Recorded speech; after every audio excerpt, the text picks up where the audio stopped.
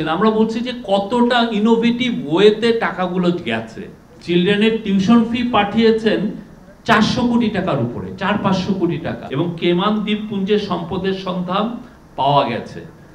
একটা স্পেশাল আইন করার, এই টাকাটা কিভাবে আনা যায় এটা ত্বরান্বিত করার জন্য, এবং এই যে কাজগুলো যে হচ্ছে সেই কাজগুলোর মধ্যে কোঅর্ডিনেশনটা আরো স্মুথলি করার জন্য একটা আইন খুব শীঘ্রই করা হবে।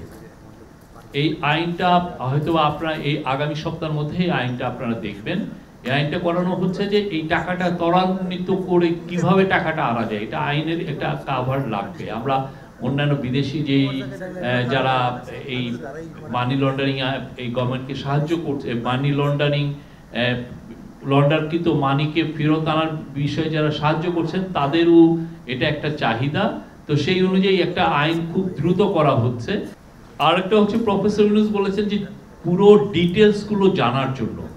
অনেক ক্ষেত্রে এই ডিটেলস এখনো আমরা মানে যেই পরিমাণ টাকা চুরি হয়েছে, যেই পরিমাণ টাকাও বিদেশে পাচার হয়েছে, এটার ফুল স্কোপটা কতটুকু হয়েছে এটা আসলে এখনো আমরা মানে যেটা জেনেছি আরো ডিটেলে জানা, কোথায় গিয়েছে টাকাটা, আসলে কিভাবে নিয়ে গেল, কোথায় গেল। এবং আজকের মিটিং একটা খুব ইম্পর্টেন্ট ফাইন্ডিংস ছিল যেটা এনবিআর এর চেয়ারম্যান জানিয়েছেন, যে আপনারা জানেন যে অনেক ছেলে মেয়ে বিদেশে পড়তে যায়, অনেক ধনীর ছেলে মেয়ে যায়, ইভেন মিডল ক্লাস ফ্যামিলির ছেলে মেয়েও যায়। একটা কেসে দেখা যাচ্ছে যে ছেলের যে টিউশন ফি, একজন তার চিলড্রেনের টিউশন ফি পাঠিয়েছেন 400 কোটি টাকার উপরে, 400-500 কোটি টাকা।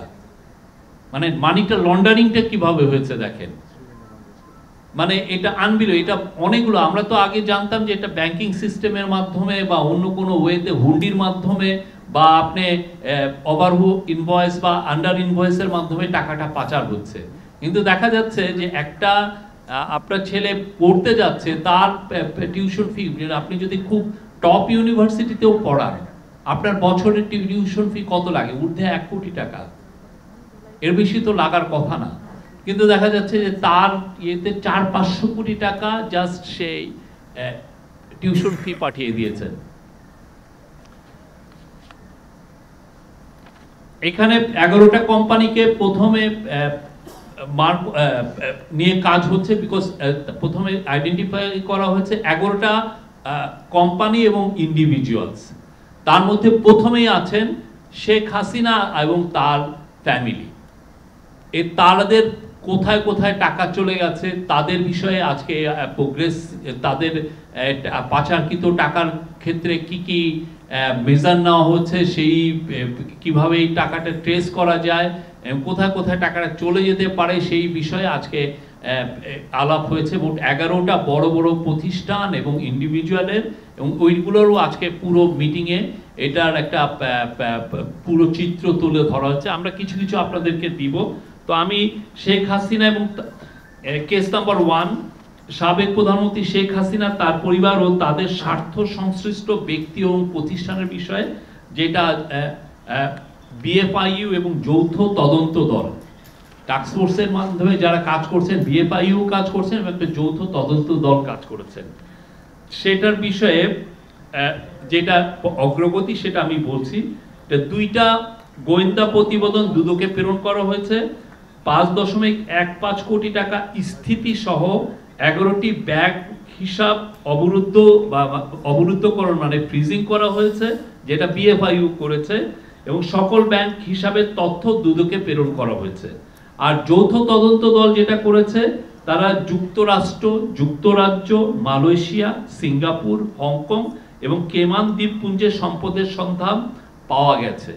তারা তাদের সম্পদের, এই যে সাবেক প্রধানমন্ত্রী শেখ হাসিনা, তার পরিবার ও তাদের স্বার্থ সংশ্লিষ্ট ব্যক্তি এবং প্রতিষ্ঠানের, এদের ক্ষেত্রে অ্যাসেট ট্রেসিং আমরা করতে সক্ষম হয়েছি।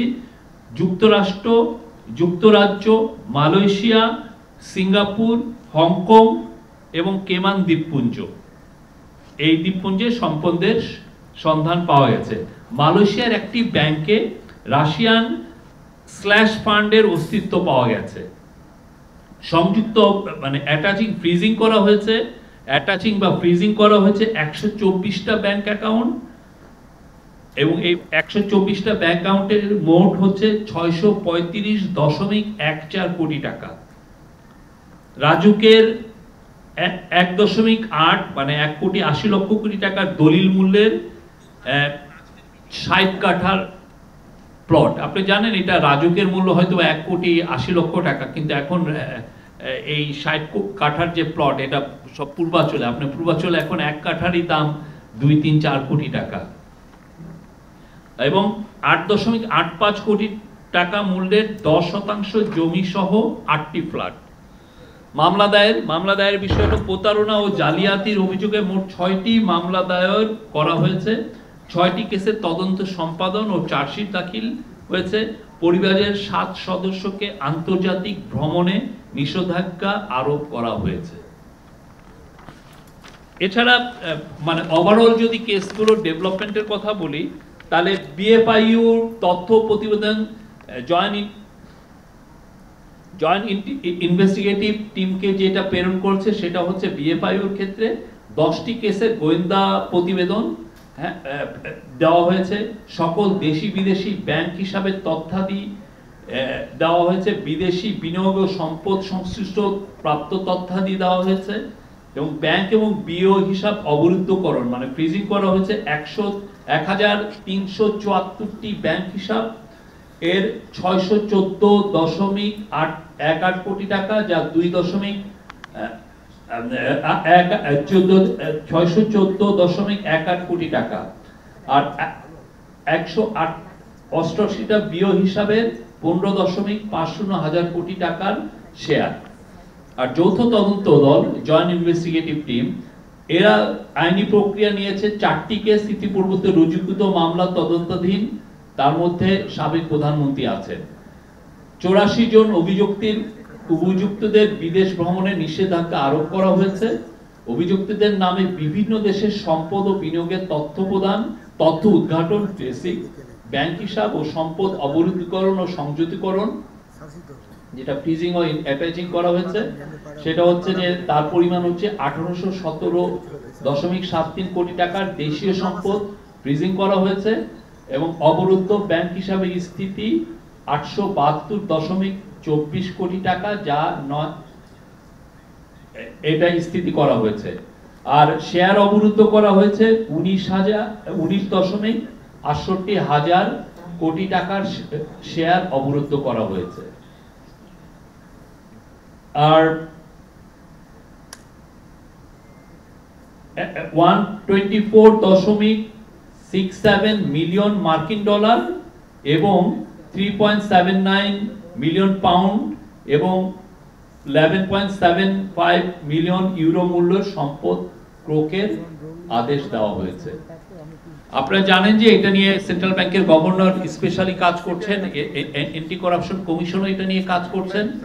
সেন্ট্রাল ব্যাংকের গভর্নর এই 15 বা 16 তারিখে উনি লন্ডনে যাবেন।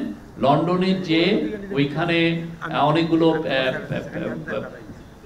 ল ফার্মের সাথে কথা বলবেন, ওইখানে এই সংক্রান্ত যারা যারা কাজ করছেন তাদের সাথে ওনারা বৈঠক করবেন, এবং অল পার্টি পার্লামেন্ট গ্রুপ ইউকের আপনি জানেন কমন্স সভার ওইখানে উনি কথা বলবেন, এবং ওই ইয়েতে আমরা সেন্ট্রাল ব্যাংকের থেকে মানে ইন্টারিম গভর্নমেন্টের তরফ থেকে বলা হবে যে যাদের টাকাটা ওইখানে আমরা জানছি যে ওইখানে চলে গেছে, তো সেই ক্ষেত্রে তাদের টাকার বিষয়ে যাতে ওই সম্পদগুলো যেগুলো ট্রেসিং করা হয়েছে সেই সম্পদগুলো যেন ফ্রোজেন করা হয়, টাকা এবং সম্পদ, এটার বিষয়ে আমরা তাদের সাহায্য চাবো।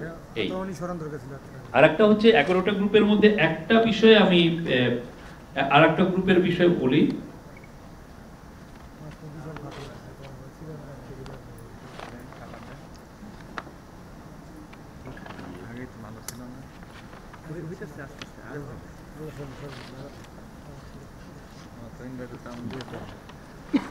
সাইফুজ্জামান চৌধুরী ও তার স্বার্থ সংশ্লিষ্ট ব্যক্তি এবং প্রতিষ্ঠান সমূহ। আপনি জানেন সাইফুজ্জামান চৌধুরী আগের গভর্নমেন্টের একজন ইনফ্লুয়েন্সিয়াল মিনিস্টার ছিলেন। উনি ওনার সম্পর্কে আপনি দেখেন আল জাজিরা কি বিশাল একটা রিপোর্ট করেছে, ব্লুমবার্গ করেছে, অন্যান্য ইন্টারন্যাশনাল নিউজ এজেন্সি এবং নিউজ মিডিয়া তাকে নিয়ে রিপোর্ট করেছে।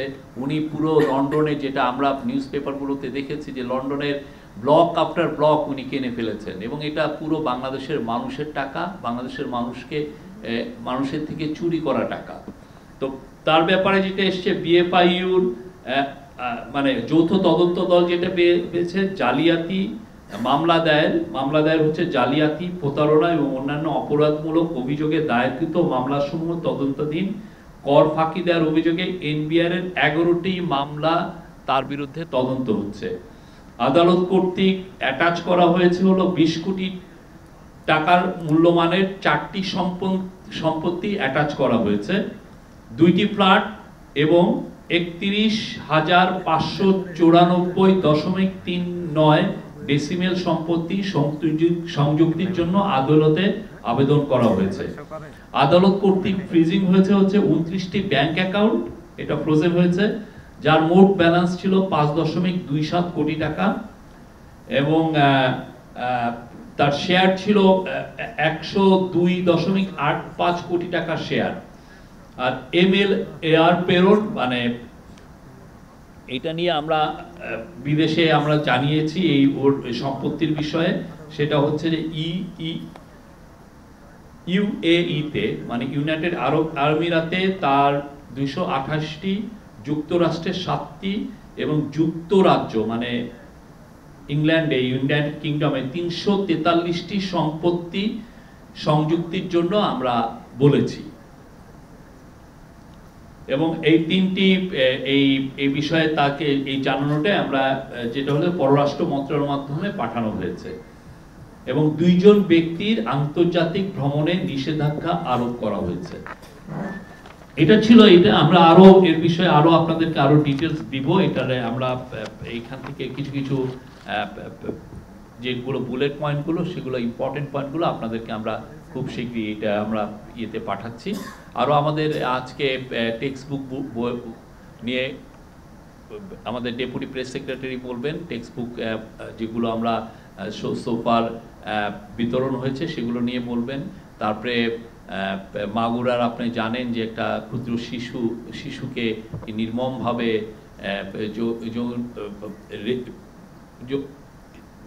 রেপ করা হয়েছে, তার হেলথের একটা আপডেট আমরা দিচ্ছি। আর হচ্ছে যে একটু আগে আমাদের ক্যাবিনেট সেক্রেটারি জানিয়েছেন যে আমিনুল ইসলাম, যিনি স্পেশাল অ্যাসিস্ট্যান্ট ছিলেন এডুকেশন কি, ঠিক আছে, সংখ্যা কত?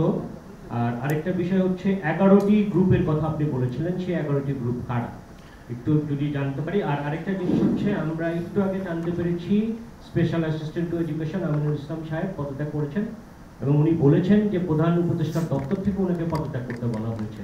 কারণটা কি আসলে, কেন তাকে পদত্যাগ করতে বলা হয়েছে? আমরা ক্যাবিনেট সেক্রেটারির সাথে কথা বলেছি, উনি বলেছেন যে উনি পদত্যাগ করেছেন। এইটুক পর্যন্তই আমরা জানি। ওনার পদত্যাগপত্রে উনি কি লিখেছেন এই বিষয়ে এখন পর্যন্ত আমরা কিছু জানি না। সেটা আপনারা ওনার সাথে কথা বলবেন। আমরা আমাদের তো যেটা পদত্যাগপত্রে যেটা লেখা হয় সেটাই তো আমাদের বিষয়, আমরা দেখার বিষয়। আমরা যেটা জানি যে সেটা হচ্ছে যে উনি পদত্যাগ করেছেন, উনি পদত্যাগপত্র জমা দিয়েছেন, এই বিষয়ে আমরা জানি। আর 11টা এটা আমরা এখনই আমরা এই নাম কিছু লিগ্যাল বিষয় আছে, সেগুলো আমরা নামগুলো দিচ্ছি না। আর শেখ হাসিনার যে বিষয়টা আসছে সেটা হচ্ছে যে শেখ হাসিনা, তার পরিবার, তাদের স্বার্থ সংশ্লিষ্ট ব্যক্তি ও প্রতিষ্ঠান। এখন বিষয়গুলো অনেক কিছু জিনিসের ইনভেস্টিগেশনের স্বার্থেও আমরা নামগুলো অনেক ক্ষেত্রে নিতে পারছি না, বাট এগুলো পুরো এটা আইডেন্টিফাই করা হয়েছে এবং সেই অনুযায়ী ইনভেস্টিগেশন করা হচ্ছে। কারা কারা তাদের সাথে কনসার্ন, কারা তাদের সাথে কোথায় স্বার্থ সংশ্লিষ্টতা আছে সেটা দেখে সেই অনুযায়ী ইনভেস্টিগেশন করা হচ্ছে। হ্যাঁ, সেটা অবশ্যই দিব। আমরা যে দুইটা বিষয় বলেছি, এইটা পুরোটা আমরা আপনাদেরকে দিব।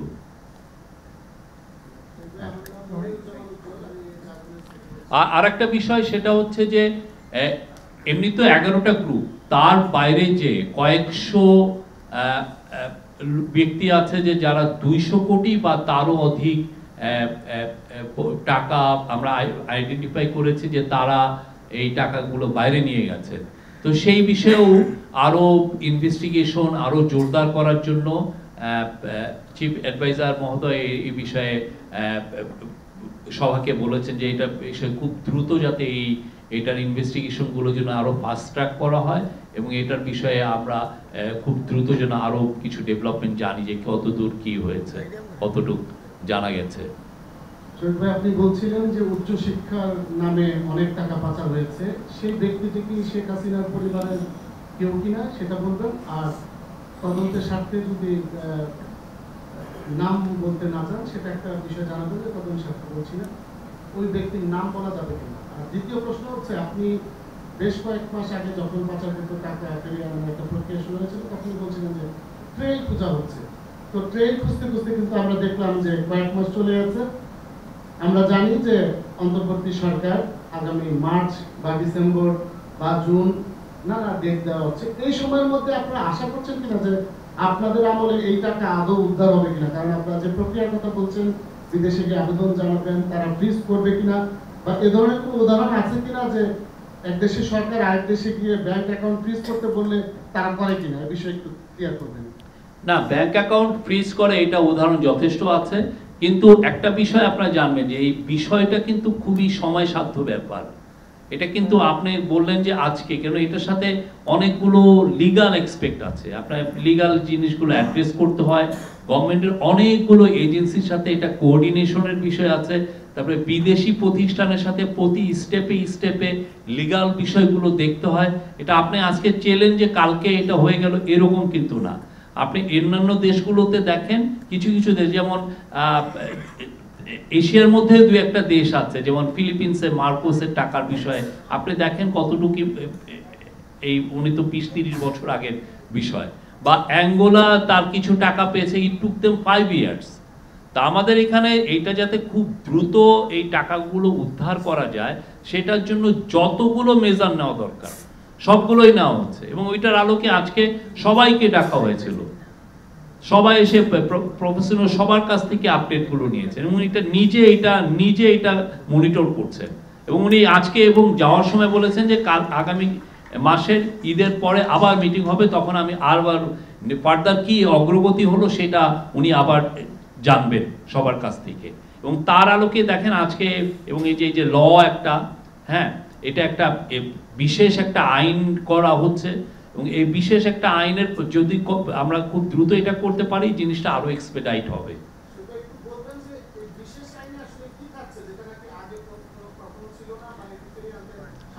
এইটা বিশেষ আইনটা যেটা হয় যে ইন্টারন্যাশনালি এইগুলো একটা রিকোয়ারমেন্ট থাকে, এটা যাতে বিশেষ আইন করলে হয় কি যে পুরো সব এজেন্সিগুলো যারা এই কাজের উদ্ধারে নিয়োজিত সবাই তখন একটা সেন্ট্রাল বডির আন্ডারে একটা কাজ করতে পারে, তখন কোঅর্ডিনেশনটা ইজি হয়। এবং বিদেশি যেগুলো প্রতিষ্ঠান আমাদের সাথে অনেকগুলো ইন্টারন্যাশনাল অর্গানাইজেশন কাজ করছে, হ্যাঁ, আর প্রফেসর ইউনূস যেই সমস্ত দেশে গেছেন, যেই সমস্ত ওয়ার্ল্ড লিডারের সাথে কথা বলেছেন, সবাই কিন্তু যে তাকে এসে বলেছে যে তোমার কি হেল্প লাগবে তোমরা আমাদেরকে জানাও, এবং সেই অনুযায়ী উনি আজকে সবাইকে বলেছেন যে এটা আমাদের একটা টপ প্রায়োরিটি, এবং এটা যে করেই হোক এই টাকাটা আনতে হবে। এটা বাংলাদেশের মানুষের টাকা, আমার আপনার পকেটের থেকে টাকা এরা নিয়ে গেছে, আমার আপনাকে তারা গরিব বানিয়ে তারা লন্ডনে একটার পর একটা ব্লক তারা কিনেছে, ভয়ানক একটা বিষয়।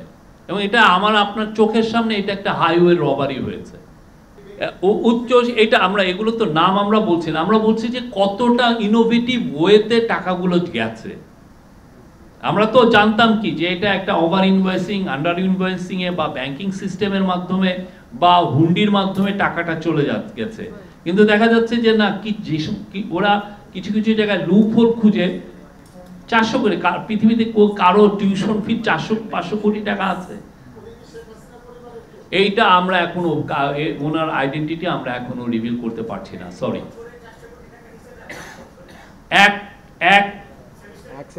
এক সেমিস্টারে নিয়ে গেছে।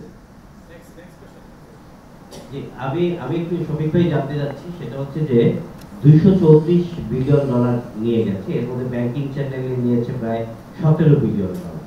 আমরা জিএফআই রিপোর্টে দেখি যে 80%ই আসলে বাণিজ্যের মাধ্যমে। আপনি আবার এর নতুন একটি পয়েন্ট বললেন আজকে যে উচ্চ শিক্ষার নাম, তো এগুলোর কি কোনো ব্রেকিং আপনাদের কাছে আছে? কোন ভাবে কতটুকু গেছে এবং কোন দেশগুলোতে গেছে, এটাও কি লোকেট করা গেছে কিনা? না, এটা নিয়ে তো আমরা তো কাজ করছি, প্রত্যেকটা এজেন্সি কাজ করছে, তারা ইভেন অনেক ক্ষেত্রে শুক্র শনিবারেও কাজ করছে। আমরা ইন্টারন্যাশনালি যে কয়টা প্রতিষ্ঠান এটা নিয়ে ইনভলভ, ওয়ার্ল্ড ব্যাংক ইনভলভ, তারপরে কিছু কিছু প্রতিষ্ঠান আছে যারা ইনভলভ, এদের সবার সাথে আমরা বসছি, তারা আমাদেরকে হেল্প করছে। ট্রেল কোথা থেকে টাকাটা যে কোথায় যে শেষ হয়েছে, কিছু কিছু দেশের সাথে আমরা কথাও বলেছি। তো সত্যিকার অর্থে এই টাকাটা 234 বিলিয়ন বা 17 বিলিয়ন যেটাই, এটাকে ট্রেস করাটা খুবই সবচেয়ে কষ্টসাধ্য বিষয়। এটা ট্রেস করলে বাকিটা কিন্তু ইজি হয়। তখন আপনি লিগাল ফার্মের সাহায্য নেন বা G2G গভর্নমেন্ট টু গভর্নমেন্টের মাধ্যমে সাহায্য নেন, তখন টাকাটা আনা যায় বা ওটা ফ্রোজেন করা যায়। কিন্তু প্রথম কাজটা হচ্ছে ট্রেইলিং করাটা।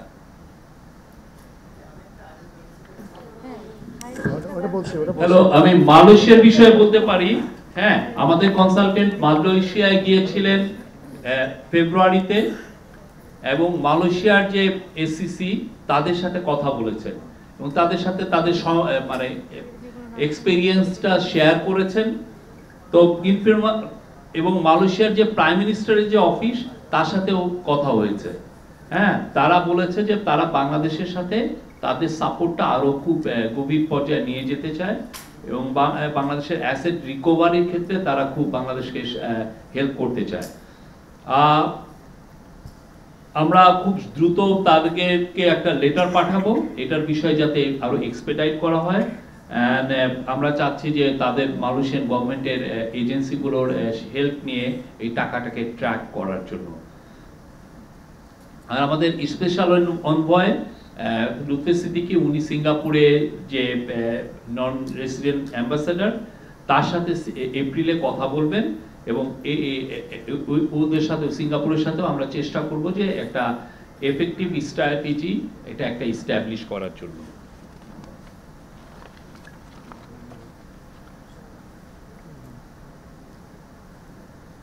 আর আমাদের গভর্নর 17 তারিখ, মার্চের 17 তারিখ ইউকের all party parliamentary group on করাপশনে উনি কথা বলবেন এবং কথা বলার যে সাবজেক্টটা হবে হচ্ছে need for UK to support Bangladesh on asset recovery, এই বিষয়ে কথা বলবো। এবং আমাদের চাহিদাটা আমরা যে জিনিসটা তাদেরকে বলবো যে যেই টাকাটা ওইখানে চলে গেছে এবং যেই অ্যাসেটগুলো ট্রেস করা হচ্ছে, সেই অ্যাসেটগুলো যাতে ফ্রোজেন করা হয়। আর ইন্টারন্যাশনাল ল ফার্মগুলোর সাথে মার্চের 19 তারিখে হাফ ডে একটা কনফারেন্স করা হবে এবং ওইখানে মানে আপনি জানেন এই সংক্রান্তে যে ল ফার্মগুলো বেশিরভাগই লন্ডন বেসড, সবার সাথে এটা নিয়ে কথা হবে। অনেকগুলো যারা আছেন, যারা অনেকে ইন্টারেস্ট শো করেছেন, এই পর্যন্ত 200টা ল ফার্মের সাথে কথা বলা হয়েছে। তো এই মিটিংটায় অনেকে উপস্থিত থাকবেন এবং এর সাথে যেটা হবে যে ফরেন অফিসের সাথে কথা হবে ওনাদের, তারপরে ডিজি ন্যাশনাল ক্রাইমস এজেন্সির সাথে কথা হবে এবং কারেন্ট এবং ইমিডিয়েট পাস্ট ইউকে জাস্টিস সেক্রেটারির সাথেও কথা হবে।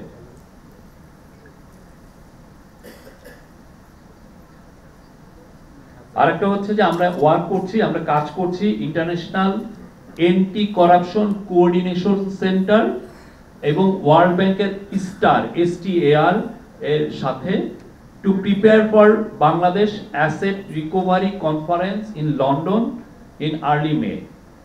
হ্যাঁ, এটা লন্ডনে হবে। হ্যাঁ হ্যাঁ হ্যাঁ, এটা হচ্ছে ওদের সবার সাথে বসে একটা মিটিং হবে এবং এই যেখানে 8 থেকে 10টা কান্ট্রি যেখানে আমরা সাসপেক্ট করছি যে মানি ডেস্টিনেশন হয়েছে, সেই বিষয়ে আলাপ হবে।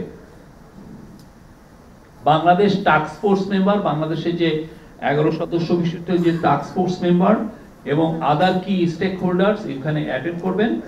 এটার মূল গোলটা হচ্ছে two establish strong informal relationship partnership, যাতে এগুলো আমাদের খুব ক্রুশিয়াল এই টাকাটা ফেরত আনার জন্য। আমরা আশা করছি যে এই বছর নাগাদ আমরা অনেক এই অ্যাসেট রিকভারি কয়েক বিলিয়ন ডলার আমরা করতে পারি, যদি আমাদের সেই অনুযায়ী আমরা খুব প্রোগ্রেসটা করতে পারি। এটা আমাদের মানে চিফ অ্যাডভাইজারের তরফ থেকে বলা হয়েছে যে যত দ্রুত, এবং আমাদের যাতে একটা দিনও যাতে আমরা ওয়েস্ট না করি, একটা দিনও যাতে নষ্ট না হয়। Thank you. অর্ডিন্যান্সের মাধ্যমে এটা তো এস্টাবলিশ একটা নর্ম।